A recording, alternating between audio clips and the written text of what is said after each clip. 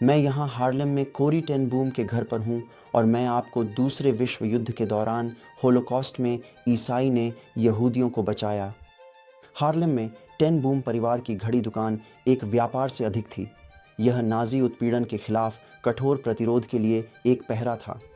कोरी ten boom प्राकृतिक शक्ति ने अपने परिवार के घर को एक आश्रय बना दिया था, जिसमें गेस्टापो द्वारा शिकार किए जाने वालों के लिए जो 100 मीटर दूर था उनके घर से। चित्रित कीजिए एक कमरा इतना छोटा कि यह आपको अंधकार से घिरा हुआ महसूस करा सकता है, लेकिन यह एक कमरा था जिसने सैकड़ों की भाग्यवाणी तय की। यह कमरा दिखाता हूँ। आप इस छिपने की जगह को देख सकते हैं। यह वह स्थान था जो होलोकॉस्ट के दौरान यहूदी लोगों के भाग्य को निर्धारित करता था।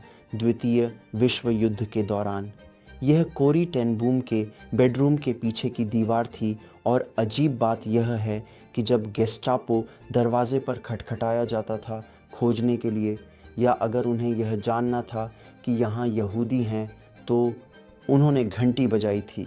यहाँ के लोगों को उन्हें घर से भागने और इस जगह में छुपने के लिए केवल 70 सेकंड ही थे। मैं आपको वहाँ कैसे पहुँचते हैं?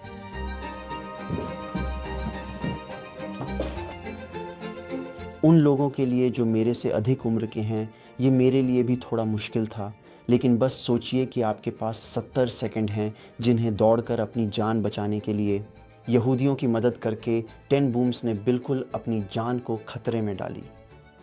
एक यहूदी की मदद करने का भाग्य मौत था। यहूदी की मदद करते हैं तो वे भी मर जाते हैं। लेकिन सभी नायक केप नहीं पहनते हैं और सभी कहानियों का सबसे अच्छा पूर्ण समापन नहीं होता।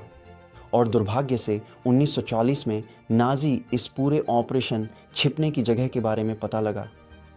एक डच व्यक्ति ने नाजी को सूचित किया और वे आए और गिरफ्तारियां की। कोरी के पिता, भाई, बहन और भांजे ने सभी यहूदियों को बचाने के लिए अंतिम कीमत चुकाई। कोरी और उनकी बहन बेट्सी रेवेंसब्रुक शिविर में पहुंच गईं। फिर भी मौत के आसपास होने के बावजूद उन्होंने आशा के प्रकाश को बुझने नहीं दिया।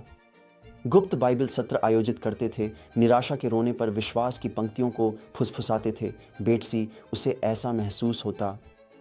भयंकर कुप्रिया, उसने कभी अपनी आशा और एक नवजीवन और पुनर्निर्माण के लिए एक युद्ध के बाद के घर के लिए सपना नहीं छोड़ा। उसके आखिरी शब्द जीवन रेखा थे जिन्हें कोरी ने अपनी मृत्यु से पहले कहा था। वह भगवान का प्यार और गहरा नहीं हो सकता। कोरी ने केवल अपनी कहानी बताने के लिए ही नहीं यात्रा की, बल्कि क्षमा के बारे में प्रचार करने के लिए यात्रा की। आश्चर्यजनक रूप से वे उस नाजी शिविर में उन्हें परेशान करने वाले गार्ड्स को भी क्षमा की एक हाथ बढ़ाते थे।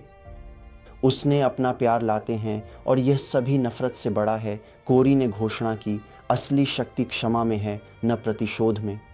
कोरी टेन बूम अपने समय के हीरो नहीं हैं, बल्कि सभी समय के हीरो हैं, क्योंकि उन्होंने अपराधित क्षमा करने की कहानी सुनाई है। यह ईसाई लोगों की कहानी है जिन्होंने होलोकॉस्ट के दौरान यहूदियों की मदद की। धन्यवाद। साझा करें।